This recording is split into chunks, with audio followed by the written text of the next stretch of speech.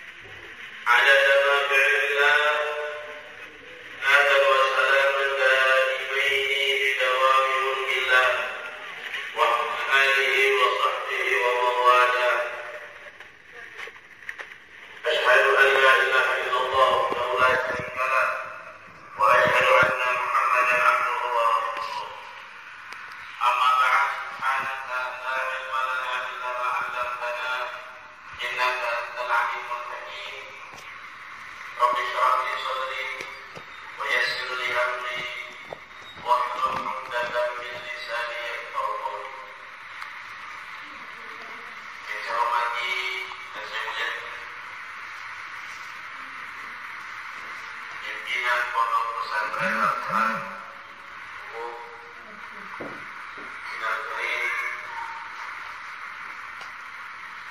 Sayyid Habib Syekh bin Hamid Al-Habsyi, semoga Allah beri kesehatan kepada beliau, beri keafiatan kepada beliau, dan segala hajat beliau dikabul oleh Allah Subhanahu wa Ta'ala. Saya hormati kepala madrasah Dian, Al-Khairat, dan kepala madrasah Al-Khairat, musuh pemerintah yang sempat hadir, yang saya hormati para dewan umum, para alim ulama, tokoh masyarakat, tokoh agama, juga pada seluruh pengurus majelis taklim yang sempat hadir. Saya dengar tadi ada majelis taklim Masjid Al-Khairat, majelis taklim Masjid Al-Khairat, dan majelis-majelis lainnya yang sempat hadir. Hadirin wal hadirat yang sama dirahmati Allah Subhanahu wa Ta'ala. Alhamdulillah, puji syukur kehadirat Allah Subhanahu wa Ta'ala yang memperkenankan kita berkumpul di rumahnya, salah satu tempat yang termulia, tempat yang paling dicintai Allah Subhanahu wa Ta'ala.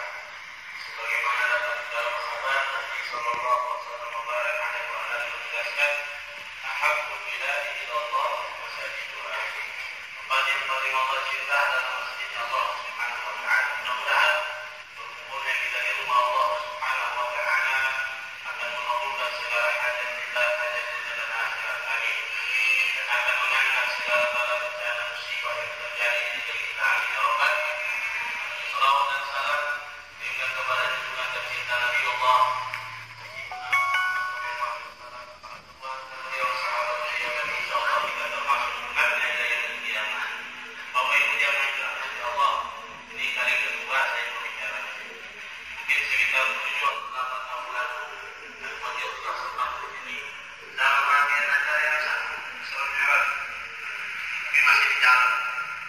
beliau ini, dan beliau ini pemuda. Saya Satgas dalam di Indonesia ini komando. Bulan pun mereka ekspor sekarang Wikipedia pun. Jadi tidak sekarang itu. Saya katakan di situ kan manusia. Dan itu dapat. Ya ini kan kita menyesuaikan. Saya yang menyesuaikan. Kalau Anda tidak jadi, buat apa saya jangan menjadi orang? Pada diri kita tidak dari utama di bakal semua. Ada cara. Baik cara yang lupa kita. Jadi dengan itu saya di jalan tadi menuju kemari karena sebentar malam kita di awal. Besok malam barangkala, lusa malam kita kita. Sementara di jalan teleponan sama anak-anak profesional. Dorongan bang kita membatalkan. Dan masih informasinya saya teleponan sama Rian. Bang kita membatalkan kegiatan. Dan bilang ya tidak masalah. Sama aku ya. Ini karena ini mengubah sekali suatu yang bilang saya ini semua kita tahu. Allah Subhanahu wa Ta'ala menurunkan sesuatu wabah yang mana dengan wabah ini bukan hanya negara kita, negara-negara besar di dunia, negara-negara maju pun goyah.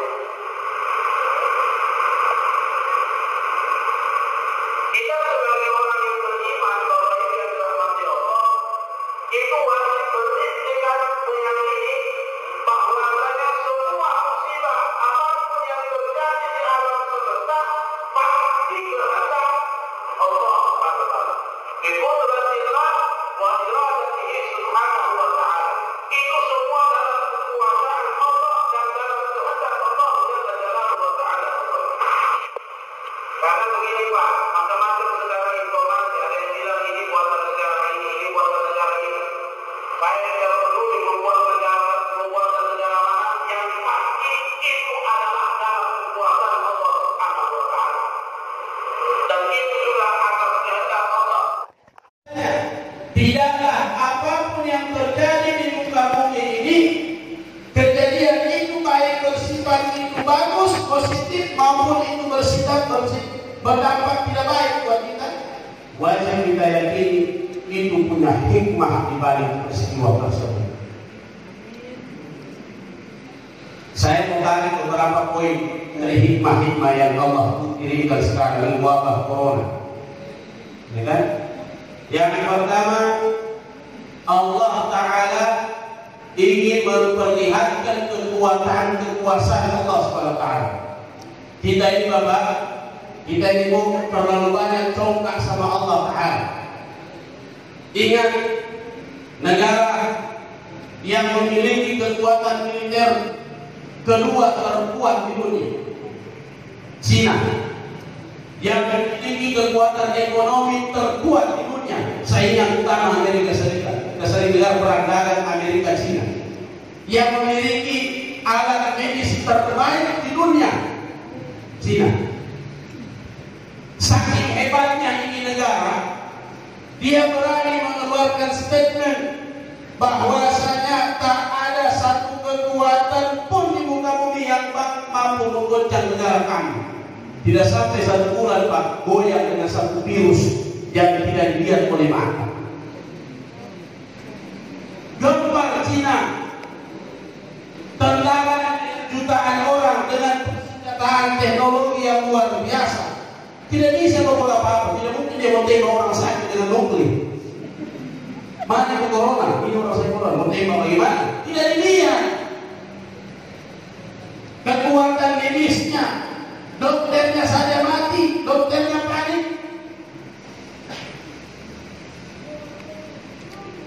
Negara Italia, demikian negara mana? Perancis, negara Eropa yang juga terkenal maju, juga diserang dengan virus tersebut. Bahkan Amerika Serikat sekarang sudah ratusan yang meninggal. Tidak bisa kita bayangkan bagaimana Allah Ta'ala mengirimkan satu saja di punya pasukannya. Saya teringat kisah Nabi Allah Ibrahim Tahukah kita bagaimana Allah menghancurkan Namrud dan pasukannya, Pak? Itu Namrud dengan sombongnya dia bilang, ya Ibrahim, tentukan hari dan tempatnya. Kita akan berperang. Saya bawa pasukanku dan kau bawa pasukanku. Namrud pasukannya besar, Pak. Ratusan ribu, gagah-gagah orangnya. Begitu datang Nabi Ibrahim seorang diri, Namrud tertawa. Ente mana pasukan Ibrahim? Mana yang punya pasukan? Kerahkan pasukanmu. Apa yang terjadi? Nabi Ibrahim mengangkat kedua tangannya ke langit, dan seketika itu langit menjadi hitam. Saat langit menghitam, turunlah pasukan Allah yang dikirim apa? Bala tentara nyamuk. Masuklah nyamuk melalui hidung, masuklah melalui telinga. Habis pasukan Namrud, Namrud ditinggal ke sisi saja. Bahkan di dalam kitab kita disebutkan nyamuk yang masuk melalui hidungnya itu seekor nyamuk yang cacat, nyamuknya pincang. Itulah yang hinggap dan masuk di kotakku. Ini sampai berminggu-minggu, berbulan-bulan, tidak seketika Allah matikan. Allah ingin menghinakan seorang hamba yang menyombongkan diri di hadapan Tuhan. Namrud punya pelayan. Setiap kali nuduh ada tukang kipas. Kipas dia. Saat Allah berikan ini ujian, apa yang terjadi? Allah kasih barang buat Namrud, tukang kipas jadi tukang kopi kepala. Itu nyamuk kalau lagi sampai darahnya orang ini sakit. Akhirnya tukang kipasnya bukan lagi di kipas, di kopi kepalanya. Kalau dia dibenturkan kepalanya begini sampai meninggal. Lihat bagaimana Allah ingin menjatuhkan orang yang menyombongkan diri di hadapan Allah Subhanahu wa taala. Bapak Ibu jangan sombong dengan Allah. Ini Islam tidak memperingati sebenarnya hakikatnya hamba. Hakikat hamba itu apa? Di bawah, merendah dan memang tidak rendah. Ini semua diajarkan. Kita ini paling kita banggakan di antara tubuh kita apa yang paling kita banggakan? Kepala kita, Pak. Sehingga kalau ada orang emosi sudah paling emosi, dia paling marah dengan orang apa yang itu kepalanya orang. Ini anak tidak bisa ditahan. Dia tunjuk kepala. Dan kita kalau ada orang tunjuk begitu pasti kita marah. Kalau masih pegang ibu tadi kalau kepala kenapa paling kita hargai itu kepalingan. Tapi Allah ajarkan sama Nabi Muhammad SAW. Ajarkan umatku, hai umat manusia, sesuatu yang paling kau muliakan letakkan di tempat yang paling rendah di muka bumi. Letakkan untuk menghadap Allah Subhanahu wa taala. Itulah perintah salat. Disuruh kita sujud oleh Allah Subhanahu wa taala. Tapi heran juga saya Bapak Ibu, banyak juga orang yang tidak mau sujud. Tidakkah contoh Namrud? Tidakkah Fir'aun? Tidakkah contoh umat-umat terdahulu? Atau yang sekarang yang sedang masih di zaman kita, negara-negara besar yang menyombongkan diri di hadapan Allah dengan mengatakan tak ada satu kekuatan yang mengguncang kami. Allah dirikan sesuatu yang kecil yang tak nampak oleh mata. Lihat apa yang terjadi. Hampir 40 negara sekarang, termasuk negara kita. Bahkan bagi rahmat Allah Subhanahu wa taala, negara kita sekarang ini sudah mengeluarkan beberapa daerah perintah yang sudah kita tahu ada itu. Melalui juga majelis ulama. Kebetulan pagi saya masuk di majelis ulama Kabupaten Toyona. 2 hari lalu sebelum saya kedatangan bulan, saya bertemu dengan Ibu Kadis Kesehatan. Saya datangi lagi.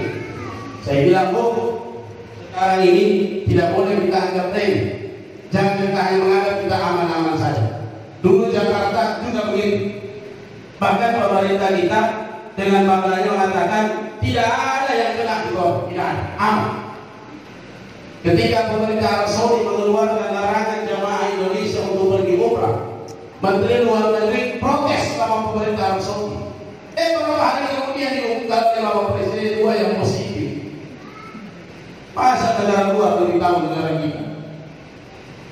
Sebagian dengan bangganya dibilang, kalaupun itu masuk ke negara kita, kita sudah siap. Apa yang terjadi, Pak? Barang kabur sekarang negara kita. Kalau nonton berita, saya bukan berita, tidak ada cara lain. Corona terus sudah. Tidak ada lagi cara lain, cuma itu yang dibahas. Padahal itu golongan makhluk yang Allah SWT yang tidak bisa dilihat dalam mata. Tapi kepala-kepala negara di seluruh dunia baik luar biasa. Maka keluarlah pernyataan himbauan dari Majelis Ulama untuk pertama dihindari tempat-tempat keramaian. Bahkan kita dihimbau untuk sholat di rumah, belajar di rumah, Jumat pun ditiadakan untuk sementara. Saya perlu meluruskan karena ini di masyarakat macam-macam statement Pak. Di sebagian tempat saya ketemu orang pemerintah di Majelis bodoh. Bilang yang bodoh siapa dia? Beliau para orang itu di majelisnya para ulama atau ini? Kenapa bicara begitu? Itu dulu saya tanya. Mereka dulu apa namanya? Majelis ulama. Ulama itu orang beribu. Jadi majelis apa? Itu kalau berbeda. Jangan bicara begitu. Majelis Ulama Indonesia Pak itu mengeluarkan pernyataan fatwa yang sekarang sudah beredar itu berdasarkan penelitian dan musyawarah yang panjang. Mereka tidak serta-merta langsung mengeluarkan itu fatwa. Allah SWT sudah mengatakan, tanyakanlah kepada orang yang mengetahui kalau kau tidak tahu. Di majelis ulama, para ulama itu dia tidak paham masalah virus, dia tidak tahu itu masalah itu. Maka diundanglah para ahli medis sebelum dikeluarkan fatwa.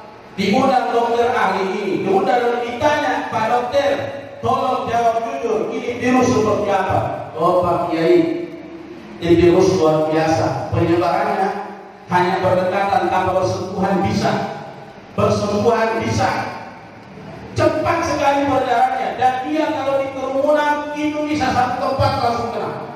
Kalau sudah ada yang positif di situ, makanya kita tanya yang di sini soalnya juga awal ada. Kalau ada pulang dua saja. Alhamdulillah mudah-mudahan tidak ada. Amin ya Rabbal.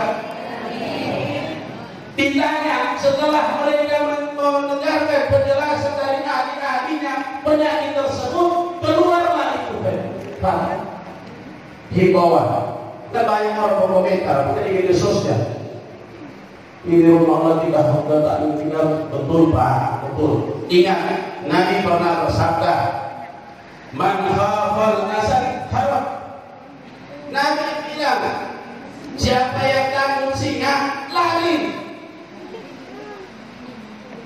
Singa kalau tahu itu, insyaallah. Lari Pak. Wa man khafa min Allah raja'a ilaihi. Tapi kalau rasa takut kepada Allah, kembalilah kepada Allah Subhanahu wa taala. Sehingga rasa takut itu manusiawi Bapak Ibu. Dan macam-macam sekarang orang bercerita, takutlah kepada Allah, jangan takut sama corona. Ini betul Pak, betul. Hakikat takut itu haruslah hanya kepada Allah. Tetapi kita perlu ikhtiar. Bagian daripada ajaran Islam al-ikhtiar. Tidak apa-apa, pergi saja di daerah misalnya kayak Jakarta, kan sudah banyak Pak, hampir 600 orang secara positif. Yang meninggal 1 orang, bahkan terbaru dokter pun mati. Dokter mati, perawat mati. Apalagi orang yang bukan dokter. Jika berada di tempat seperti itu, lantas kita mengatakan takut sama Allah, ayo kita berkumpul. Begitu kena dia menangis, baru menyesal. Jadi itu satu dibolehkan berdasarkan fitrah. Syekh Abu Bakar bin Sa'ad, seorang besar, beliau di dalam doanya beliau begini bilang, Allahumma inni akhafu minka, ya Allah, sungguh aku takut kepadamu. Wa akhafu mimma yakhafu minka, aku juga takut kepada orang yang takut kepadamu. Wa akhafu mimma la yakhafu minka, juga saya takut kepada yang tidak takut kepadamu. Ini Syekh Abu Bakar bin Sa'ad yang digelar Fakhrul Wujud, pimpinan wali, yang di dalam sebuah pernyataannya, di dalam hal beliau punya kasar, beliau mengatakan, kalau lakukan malu kepada kakekku Rasulullah, aku padamkan neraka jahanam. Jadi dia katakan begitu, sampai neraka pun dia memadamkan, cuma tidak mau. Kenapa? Nabi tidak buat masalah. Tapi takut juga Seorang ibu takut anaknya tidak berhasil, seorang suami pun begitu. Itu rasa takut yang fitrah manusiawi. Cuman yang kita diarahkan jangan sampai takut kita ini mengalahkan rasa takut kepada Allah Subhanahu wa Ta'ala. Ini kan sekarang begitu. Ketakutan yang berlebihan, takut yang sudah melampaui batas, melebihi takutnya kepada Allah Subhanahu wa Ta'ala. Hadirin yang dirahmati Allah, Nabi 1400 tahun yang lalu beliau sudah menyatakan sesungguhnya ada sesuatu yang lebih parah daripada yang sekarang viral. Nabi bilang akan datang suatu zaman di mana zaman itu kalian wahai umat Islam akan dikepung oleh musuh-musuh kalian. Sebagaimana orang yang lagi duduk di dalam makanan sedang menunggu makan siap disantap. Sahabat bilang, ya Rasulullah, apakah kami saat itu sedikit? Nabi bilang, bal antum hina ilil kathir, kata Rasulullah. Tidak. Bahkan justru hari itu kalian adalah umat yang banyak. Walakinnakum kagudaa'u kaguda'is sayl. Tetapi pada zaman itu kata Rasulullah, umat Islam banyak tapi seperti buih di lautan. Tahu buih? Bu? Bu? Alhamdulillah masih ada. Apa saja ada mengantung-antung. Saya dari suku Lestari mengantung juga. Tahu buih? Di lautan. Ada yang bisa hitung. Sebentar santriwati boleh hitung di lautan. Kalau banyak, nanti nggak sama MC, nanti DWA sekian banyak. Banyak. Tapi apa yang bisa dilakukan? Tidak bisa apa. Ombak ke kanan dia ke kanan, ke kiri dia ke kiri. Dia buang, pokoknya ikut ombak. Ini kondisi umat Islam di akhir zaman dan kita masuk sekarang. Tidak apa mayoritas bahkan tidak bisa atau apa-apa. Negara-negara yang mayoritas tidak beriman kepada Allah, kita dididik, kita diatur. Bahkan kita lihat negara-negara atau muslimin, kita lihat dengan mata kepala kita saksikan diberikan. Bagaimana itu di Palestina, rumah suci umat Islam dimasuki oleh tentara-tentara Zionis, ditembaki orang yang lagi sholat, perempuan yang diperkosa, anak-anak yang diculik, dibantai, dibunuh. Umat Islam tidak bisa dibiarkan. Nabi bilang di zaman itu Allah cabut rasa takut musuh-musuh kalian. Tidak berani sekarang. Padahal saudara kita dicabut semua itu. Apa sebabnya? Ini sebab. Ini yang lebih parah daripada di virus sekarang yang virus. Apa itu? Itulah wahan, penyakit wahan yang Allah beri. Sahabat bertanya, ya Rasulullah, apa itu wahan? Kata Nabi, wahan itu hubbud dunya wa karahiyatul maut. Penyakit yang Allah, virus yang lebih hebat dari virus corona yang Allah berikan buat umatnya Rasulullah, itulah virus wahan. Apa virus wahan itu? Hubbud dunya, cinta kepada dunia, cinta dunia. Kita lihat sekarang. Padahal Nabi SAW sudah katakan, hubbud dunya rasul fakir. Cinta kepada dunia itu adalah induk dari semua kesalahan. Kenapa orang korupsi, Pak? Karena rakus dengan dunia. Kenapa orang membunuh? Rakus dengan dunia. Kenapa mencuri? Rakus dengan dunia. Cinta dunia. Saya cerita di sana Nabi Allah Isa. Nabi Isa itu punya seorang murid. Padahal murid punya muridnya Nabi atau sahabat diajak berdakwah oleh Nabi Isa. Kita lihat bagaimana ini bahaya virus cinta dunia, Pak.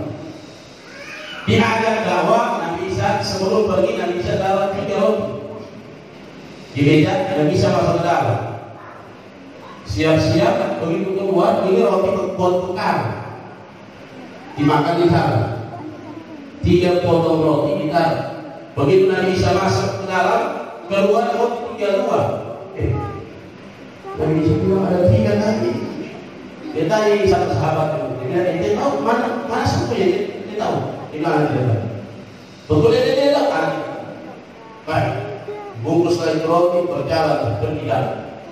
Di tengah jalan Nabi Isa mau berdakwah tapi dihalangi oleh sungai yang besar. Sungai yang besar airnya deras. Mau menyeberang tidak bisa lagi. Maka Nabi Isa mengangkat tangannya. Ya Allah, biputrah dengan putrah dan iradahmu, aku ingin menyampaikan kisahmu ke kampung sebelah. Dengan putrah dan iradahmu, dengan kuasa dan kehendakmu, izinkan kami menyeberang di atas sungai ini. Turun Jibril bilang, Nabi Isa jalan. Saudara ini Nabi Isa bilang sini yang ikut. Boleh apa? Ikut saja. Berjalan Nabi Isa di atas air menyeberangi sungai dan diikuti oleh muridnya tadi. Tanpa menyentuh air maka tidak sedikit pun basah. Sampai di seberang Nabi Isa tanya, ente lihat tadi itu mukjizat Allah? Ente tahu itu kekuasaan Allah? Ente tahu itu Allah punya kekuasaan? Tidak saya tahu. Kalau itu yang ada roti siapa? Dia bilang kalau itu anak kamu. Ini orang dunia Pak, kumpul dunia pasti suka bohong. Dia orang yang penting jadi apa? Itu orang dunia. Nabi sedang tidak tahu. Baik. Lanjut perjalanan dakwah, selesai dakwah, ajak umat untuk beriman sama Allah. Pulang dari dakwah, Nabi Isa bilang ini sudah malam. Tinggal kita istirahat dulu. Baik, berbangun di suatu tempat pasang kita. Karena belum makan, roti sudah habis, sudah dibagi tadi. Nabi Isa pun mengangkat tangannya, memanggil hewan yang di sekitar. Wahai makhluk Allah yang ada di sekitar hutan ini, datanglah mendekat. Datang 3 ekor, seekor induk, 2 ekor anaknya. Dipanggil induknya, sini, datang. Ya, kalau bisa saja begitu, apalagi Nabi. Ini datang dia, ambil pisau disembelih, anaknya menunggu di ujung. Selanjutnya ambil pahanya, bakar secukupnya, dibakar, pahanya dimakan. Setelah selesai makan, bilang tulangnya sini jangan dibuang. Buat apa kau manis itu tulangnya? Setelah di depan Nabi Isa mengangkat tangan, ya Allah, dengan putrah dan iradahmu, dengan kuasa dan kehendakmu, kembalikan ini kijang seperti sedia kala. Itu lagi yang isi tulang, kulitnya sudah dikupas, nempel ulang, masuk di kaki yang sudah terpotong, hidup ulang, ini kijang lari-lari ke anaknya. Muridnya merombong, Nabi Isa bilang, ente tahu ini kuasa siapa? Tidak, saya tahu. Apa soal? Ente tahu kehendak Allah? Ya. Terus yang ambil roti ente tahu? Dia bilang kalau itu anak tidak tahu. Orang itu Pak, kalau sudah rakus dunia, biar mukjizat dia lihat, dia tidak mau pusing. Dia tidak mau pusing. Apalagi memang kalau ada wali dia tidak mau wali, mau apa, mau ustaz, ya, yang penting saya dapat. Dia mau bohongi, dia mau tipu, dia mau apa, kan banyak kejadian begitu. Para kiai tipu, kalau ustaz itu. Tentu apa? Karena dunia. Betul tidak tahu ya? Baik, kita tidur bermalam. Sebenarnya pagi ini Nabi Isa bilang begini, hai sahabatku, kau sudah temani saya dalam perjalanan, terima kasih banyak. Saatnya kita berpisah. Ya. Tapi sebelum berpisah, saya minta ente tolong bawakan 3 ongkah batu besar. Ambil sama saya batu besar. Sampai di depan Nabi Isa meminta tangannya, ya Allah, dengan putrah, dengan kuasa wa dan iradat dan kehendakmu, jadikanlah 3 ongkah batu besar ini menjadi emas murni. Di satu Nabi Isa langsung jadi emas murni, Pak. Allah Akbar. Emas. Kalian ini sahabatku. Nabi Isa bilang begini, sekarang kita bagi. Satu punya gede, satu punya satu. Yang satu kasih 3. Temannya gede, kenapa kasih 3 bisa? Dia bilang itu buat yang makan roti. Yang kita kasih tinggal buat yang makan roti, langsung dia ngode, so saya yang makan itu. Coba lihat pengadunya baru dia mengaku. Langsung nanti bisa berdiri, dia ambil, dia bilang, ente ambil ketiga-tiganya, saya tidak mau bersahabat dengan orang yang cinta mu. Ditinggalkan Nabi Isa. Apakah bergerak hatinya? Orang kalau sudah terhinggapi penyakit virus wahan, cinta dunia, maka dia tidak peduli. Jangankan wali, jangankan ulama, Nabi pun meninggalkannya. Dia tidak pilih saja. Yang penting saya punya emas. Padahal kita datang kalau ada orang soleh sampai mau meninggalkan engkau, tidak tegur saja. Ada sesuatu yang tidak dia sukai, tinggalkan yang tidak sukai, sekalipun itu adalah jabatan, harta bendamu, tapi cari pokoknya orang tersebut. Apalagi ini Nabi, tapi karena sudah ada wahan menjangkiti hati orang tersebut, dia tidak pergilah kau sekalipun kau Nabi, saya punya emas. Tapi apa yang terjadi Bapak Ibu yang dirahmati Allah? Ini orang bingung, emas tiga-tiganya mau dia bawa tidak bisa, mau ditinggal sayang. Akhirnya datang lagi waktu malam, belum habis-habis dia berpikir.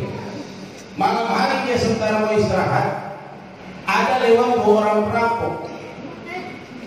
Perampok lewat dari jauh, dia lihat, ada pengkilan-pengkilan, ada habisan, orang lihat. Ya.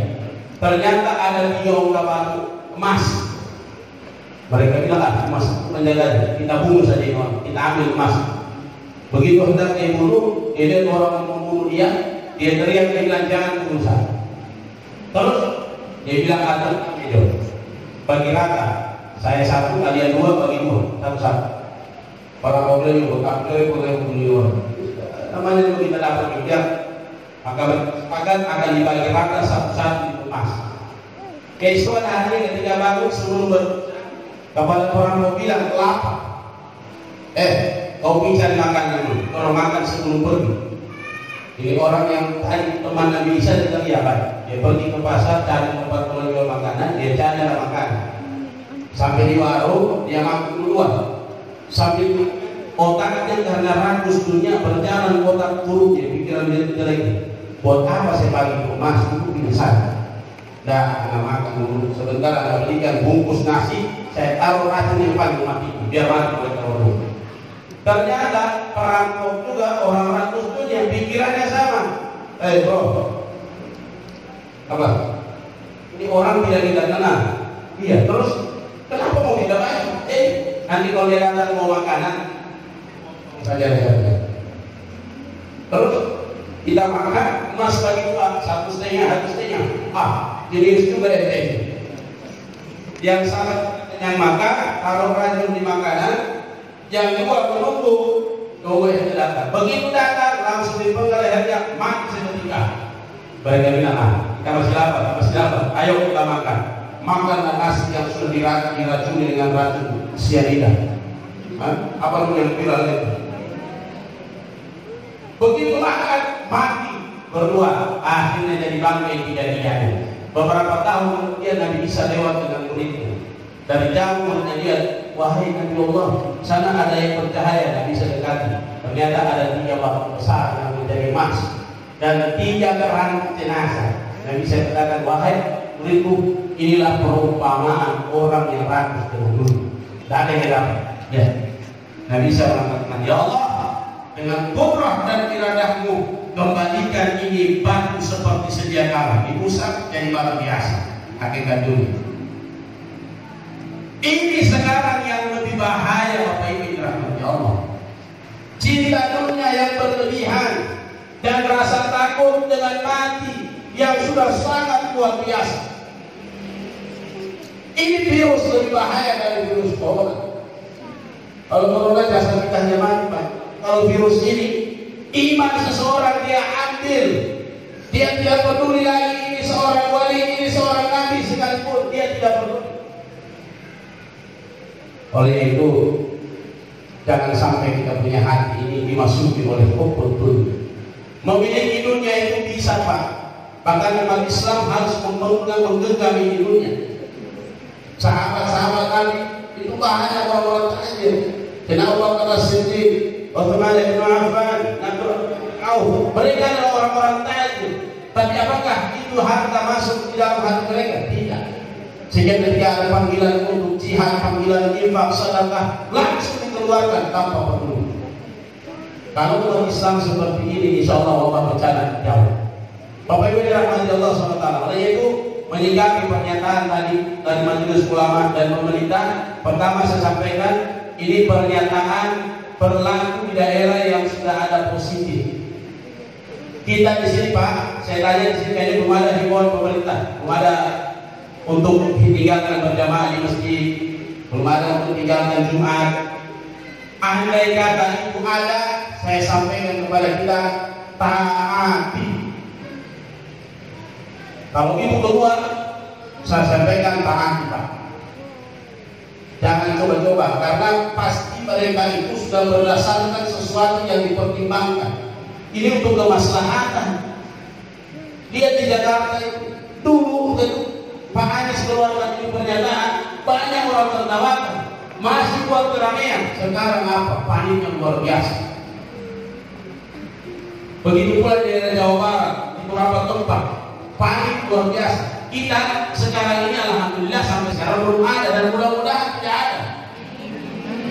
Di Kabupaten Tojo saya katakan sama pemerintahnya, Pak, tolong itu wisatawan yang ada di pulau jangan kasih masuk ke kota sini, tahan di sana.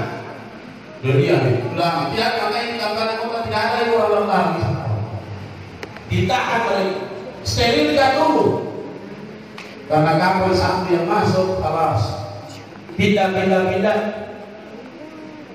Jadi kita menyikapinya pertama satu, iman dan takwa kepada Allah Subhanahu wa Ta'ala. Jangan panik, tingkatkan iman dan takwa kepada Allah Subhanahu wa Ta'ala. Ini musibah datangnya dari Allah, dan yang mampu mengangkat musibah itu hanyalah Allah. Kembalilah kepada Allah Subhanahu wa Ta'ala. Laksanakan ibadah-ibadah yang diperintahkan Allah Subhanahu wa Ta'ala. Kemudian perbanyak sedekah. Sedekah Pak. Kalau kita ada penyakit, Nabi ajarkan, da'u maradakum bis sadaqah. Harta penyakit apa saja, Nabi tidak bilang kalau penyakit cuma ringan obatnya yang sedekah, tidak. Da'u maradakum, sembuhkan orang sakit di antara kamu dengan apa? Sedekah. Kita umat Islam sudah punya solusi. Kalau negara-negara lain mengatakan penyakit ini belum ada obatnya, demi Allah saya katakan penyakit ini obatnya sudah ada. Apa obatnya? Sedekah. Nabi yang perintahkan. Masihkah kita ragu dengan Rasulullah? Orang yang tidak meyakini apa yang datangnya dari Nabi, kafir itu orang. Wajib Pak, Nabi yang sampaikan berarti terkandung kebenaran di Nabi ini asal proses. Cuma kita orang. Dulu di zaman saya pernah dengarkan cerita di Saudi Arabia ada seorang nyonya, dia datangkan seorang TKW, seorang perempuan tenaga kerja wanita Indonesia kerja sama dia. Ini nyonya rumah ini dia terjadi penyakit kanker darah, sudah stadium tertinggi, artinya sudah bahaya. Sudah dokter bilang sudah tidak bisa tinggal menunggu. Tapi dia selalu setiap bulan kontrol. Dia punya seorang pembantu dari Indonesia. Ini pembantunya ini dia tidak sedikit masuk kamar mandi, sedikit masuk kamar mandi. Belum sampai 1 bulan ini pembantunya berarti dia panggil, dia bilang sini dulu Pak. Kenapa dia? Saya lihat kau ini kenapa sering sekali masuk kamar mandi? Ada apa? Dia katakan bahwa ibunya saya punya anak yang masih bayi di Indonesia. Kenapa tinggalkan? Tuntutan ekonomi. Kami orang suku kemarin untuk mencari rezeki supaya bisa menghidupi keluarga saya. Allah Akbar. Akhirnya inyonya terbuka hatinya, tersentuh hatinya. Dia bilang begini, besok datang rumah kalau saya kau kembali dalam bersama-sama di sini saya akan mau sampaikan. Dia ambil uang, inyonya dia tarik uang seluruh, kemudian dia panggil pembantunya, dia bilang ini gajimu selama 2 tahun. Kenapa dikasih emang? Ambil. Terus kau pulang ke ilmu, kau pulang urus kau punya anak. Ini ambil semua. Jangan kau tinggalkan anak. Pulang Apa yang terjadi Bapak Ibu tidak pada Allah? Besoknya di nyonya tadi pergi ke dokter, begitu periksa darah, dokter tanya, Bu, kenapa? Ibu minum obat apa? Tidak ada. Jangan main-main. Demi Allah, ada obat yang saya minum. Bu, kenapa? Subhanallah, Bu, kenapa dok? Ibu punya kanker darah, saya periksa ternyata sudah bersih. Penyakit ibu saya katakan hari ini sembuh. Nangis ini orang. Dokter penasaran, Bu. Saya mau tanya, saya dokter. Paling tidak saya bisa sampaikan ke pasien yang lain. Jangan sembunyikan ini obat, Bu. Kata ibunya menangis. Dok, demi Allah saya tidak minum obat apa-apa kecuali yang dokter anak. Tapi itu tidak bisa menyembuhkan, Bu. Itu hanya untuk memperlambat. Demi Allah tidak ada, Dok. Saya hanya punya seorang pembantu yang ternyata dia orang susah, ternyata dia sempit ekonominya. Saya kasih dia punya gaji 5 bulan, saya niatkan sedekah, saya pulangkan dia, Dok. Saya tidak mau, jangan, kesian. Kata dokter, Bu, Nabi bersabda dalam waktu sedekah. Ibu punya obat penyakit. Bapak-bapak yang punya penyakit, ibu punya penyakit, sedekah, bantu sedekah, bantu orang susah, bantu pesantren, bantu masjid, bantu panti, bantu apa saja. Niatkan sedekah, itu adalah obat dari Nabi Sallallahu Alaihi Wasallam. As-sadiqul masduq, seorang makhluk yang tidak pernah berbohong. Bagi kita salah berani. Apalagi kalau kasih berhitung-hitung dulu. Mau kasih itu deh. Kalau kasih Allah dia lihat dulu, yang lihat itu biru. Atau yang hitam sedih. Ini kita orang begitu, Pak. Betul tidak, Bu? Saya tanya ibu-ibu, jawab jujur. Siap? Ya kan, baik. Bu, 100.000. Mau lihat? Kalau dikasih masuk di kotak masjid, besar tidak itu? Besar. Sekarang saya tanya, baik tuan, suami kasih kau 100.000 belanja di mall, besar tidak? Weh, kacili. Memang ibu-ibu kalau hitungan begitu luar biasa. 100.000 untuk agama dianggap besar. 100.000 belanja di pasar, tinggal suaminya, mau makan apa itu? Besar ini. Bagaimana mau disembuhkan penyakit? Banyak sedekah. Dalam hadis lain Nabi, as-sadaqah tasuddu sab'ina baban minassu. Sesungguhnya sedekah menutup 70 pintu keburukan. 70 pintu keburukan. Apapun keburukan rumah tangga ibu, suami tidak dimulai orang, kasih banyak sedekah. Anak tidak mau gagal ujian, kasih banyak sedekah. Apapun itu 70 keburukan Allah tolak.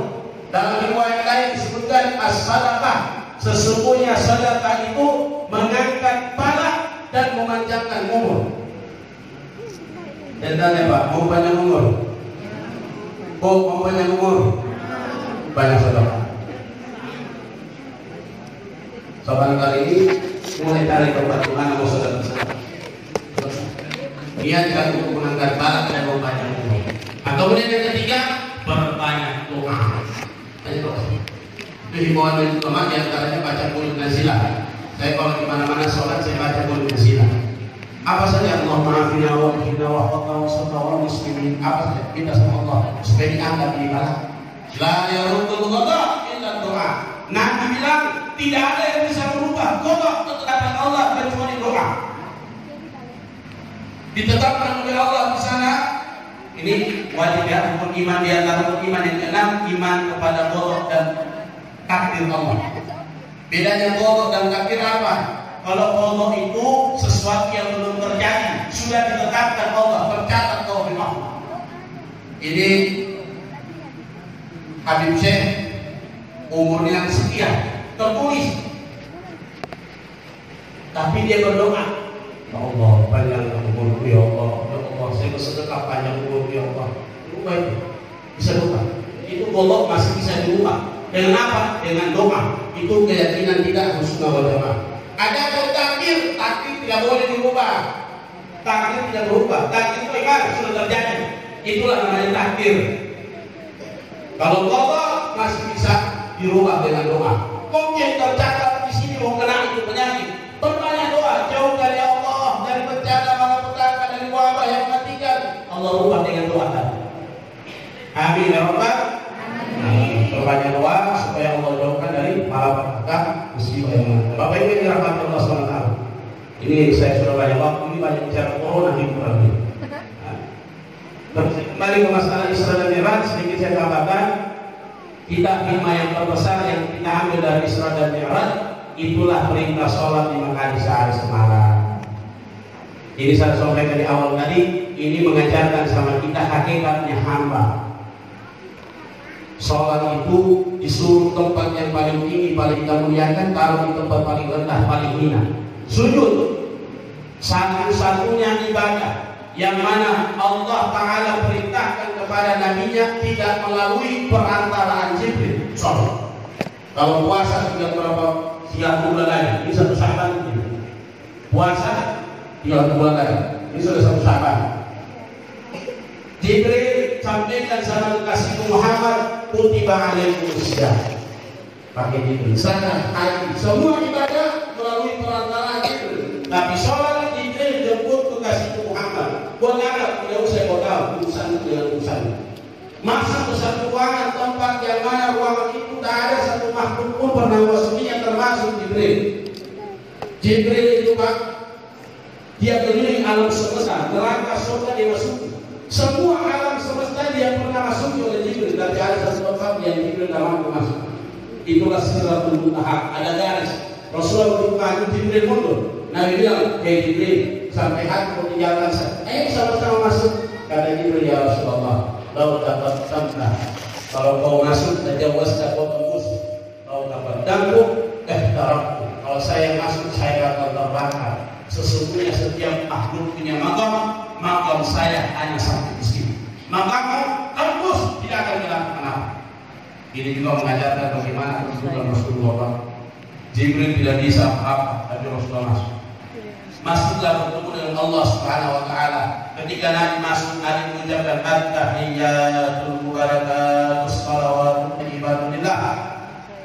Nabi mengucapkan penghormatan, salam pengampunan, salam kemuliaan itu bagi Allah Subhanahu wa taala. Kemudian Allah menjawab, assalamualaikum ayuhan nabi wa rahmatullahi wabarakatuh. Pak, ini salam dari Rabbul Alamin, Tuhan alam semesta. Alam kebahagiaannya Rasulullah, alam kegembiranya Nabi Muhammad SAW. Begitu gembiranya Rasulullah, apakah Nabi melupakan kita umatnya? Tidak. Itu orang biasa kalau gembira kan kita lupa orang. Kalau susah kita ingat. Kalau dia lagi gembira, tidak diingat oleh temannya yang dia lupa. Kalau susah, semua orang diingat. Dia SMS dihukumi, lagi susah. Nabi di puncak kegembiraan bertemu dengan Allah Subhanahu wa taala, mendapatkan salam dari Allah Subhanahu wa taala, apakah Nabi lupa kita? Apa yang dijawab Nabi? Assalamualaikum wa ala ibadillah sholihin. Keselamatan buat kami juga dan buat hamba-hambamu yang saleh. Kata ulama, siapa yang dimaksud itu? Mereka yang mendirikan sholat 5 kali sehari semalam. Makanya kata para ulama, siapa orang yang berani memutuskan sholat, meninggalkan sholat, maka dia tidak mendapatkan dari miliaran umat Islam di alam semesta, tidak dapat salam. Jadi jangan coba-coba tinggalkan sholat. Ibu-ibu jangan pernah berani berpikir mau tinggalkan sholat. Sholat yang agama, berdiri sholat berdiri agama, runtuh sholat tinggalkan sholat runtuh agama. Diterimalah itu sholatnya tadinya 50 kali sehari semalam, jadi turun menjadi 5 kali sehari semalam. Kenapa masih ada umat yang tidak mau sholat? Jangan nanti Pak, ini model kalau Bani Israel dulu, Allah Ta'ala kutuk menjadi monyet. Kunu kiradatan khasiin. Itu umatnya Nabi Musa, diperintahkan mereka beribadah khusus di hari Sabtu. Kata Nabi Musa, hai umatku, ya Nabi Musa, silakan kalian mencari, berkebun, mengair. Tapi kalau hari Sabtu tolong tidak usah turun bekerja, ibadah. Iya. Di mengair hari Sabtu. Tidak ada yang mengair. Kalau mengair kecil-kecil. Selain hari Sabtu, ada satu orang coba-coba turun mengair hari Sabtu. Begitu dia buat jadi langsung dimakan ikan. Dia tarik pun di berapa. Dia pulang ke kampung, dia bilang sama orang yang lagi tempat ibadah, kalau mau kalian dapatkan ikan banyak, jangan mendengar Nabi Musa. Hari Sabtu dia sampai tempat ibadah, pergi di laut. Ini ujian. Akhirnya hari Sabtu bosan lagi. Mana semua emas ini ada di laut, Nabi Musa apa di mangai. Katanya hari Sabtu makan ikan. Ini ujian di waktu hari Jumat, laris pokoknya. Ini lebih baik juga. Hari Jumat banyak hasil panennya, banyak hasil pancingannya. Tidak bagaimana? Ya, Nabi Musa umatnya dikutuk oleh Allah jadi monyet. Akhirnya Nabi Musa bilang, hei umatku, jangan ujian Allah. Dia peduli, dia berterima kasih. Turun ayat Allah bilang, kunu qiradatan khasbi. Umatku yang tidak mau patuh, aku tutup jadi monyet. Jadilah monyet. Saya tidak bayangkan Pak, andai kata umat Islam pun diperlakukan oleh Allah seperti itu, maka akan banyak kita lihat monyet-monyet di Kako, banyak monyet-monyet di Mangai, banyak monyet-monyet lagi mengajar, banyak monyet-monyet lagi di pertokoan, banyak monyet-monyet lagi jalan di jalan. Kenapa? Tidak bersamanya. Jadi jangan coba-coba tinggalkan sholat. Kalau mau kita punya kehidupan sukses dunia akhirat, tegakkan sholat, karena sholat itu adalah kunci kesuksesan seorang hamba. Seorang yang banyak ibadah tapi tidak mau sholat, ancamannya apa? Nabi bilang, man laqiyallah, siapa yang menyia-nyiakan sholat dan bertemu Allah ketika mati, lam yaqa'illahu syai'in hasanat, sedikit pun kebaikan orang itu tidak diterima Allah Ta'ala.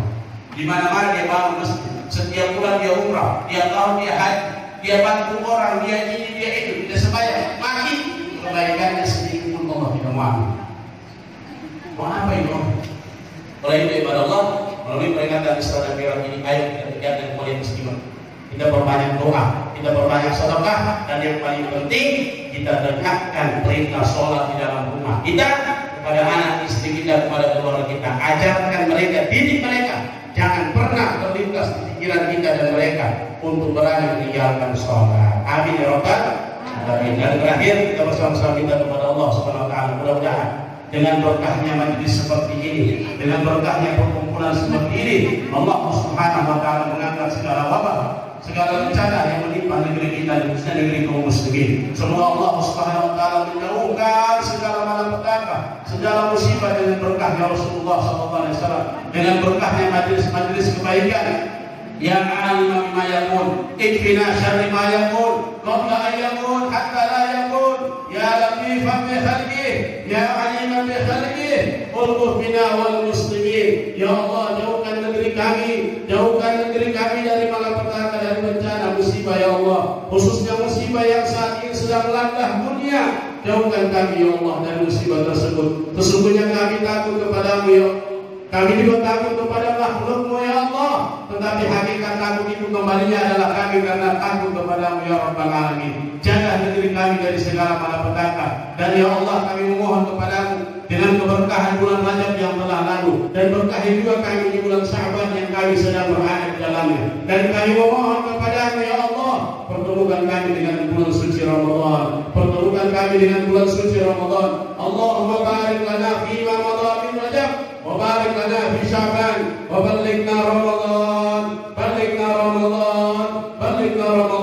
وأعنا على الصيام والقيام وتلاوة القرآن. جنبنا من الذنوب والآثام يا حنان يا منان يا رحيم يا رحمن. وصلى الله على سيدنا محمد وعلى آله وصحبه وسلم.